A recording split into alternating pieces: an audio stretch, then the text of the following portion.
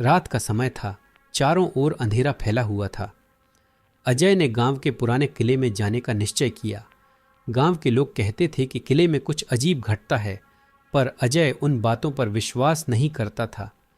उसे डरावनी कहानियों में कोई दिलचस्पी नहीं थी। किले के बारे में सुनकर उसकी जिज्ञासा बढ़ गई थी, इसीलिए वह अकेले ही वहां जाने का मन बना चुका था।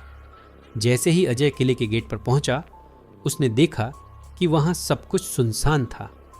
किले की पुरानी और टूटी फूटी दीवारें उसे थोड़ी डरावनी लगने लगीं, पर उसने ध्यान नहीं दिया और अंदर चला गया।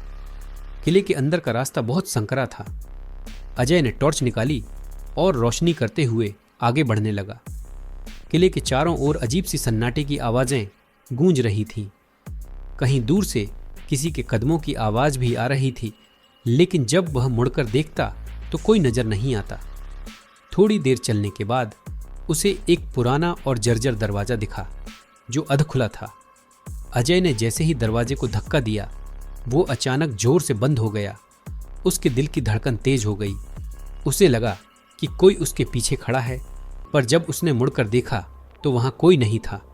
उसकी टॉर्च की रोशनी अचानक बंद हो गई और चारों ओर घना अंधेरा छा गया।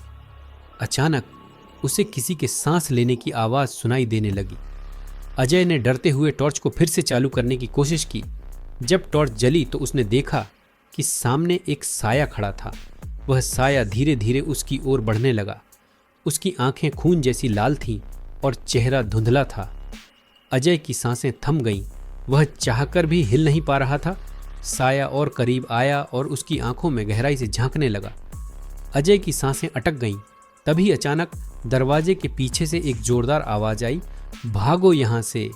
अजय ने किसी तरह अपने पैरों को चलाया और दरवाजे की ओर भागा। दरवाजा जैसे ही खुला, वो बाहर निकल आया। बाहर आते ही सब कुछ शांत हो गया, पर अजय की धड़कनें अब भी तेज थीं। उसने कभी पीछे मुड़कर किले की ओर नहीं देखा।